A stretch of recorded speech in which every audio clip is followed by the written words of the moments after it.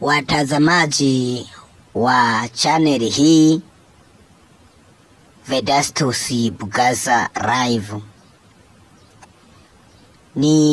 nataka niwaonyeshe kuhusu maajabu ya kufunguliwa kwa watu. Mungu anatenda na anafungua kabisa. Wengi mnadhani ni maigizo, sio ukweli kabisa, ni ukweli. Ngoja niwaonyeshe. Unamuona mchungaji huu ndo anafanya hayo mambo ya kuombea wagonjwa aina zote. Akikuombea lazima ufanikishe kwa lengo lako au hitaji lako. Asante.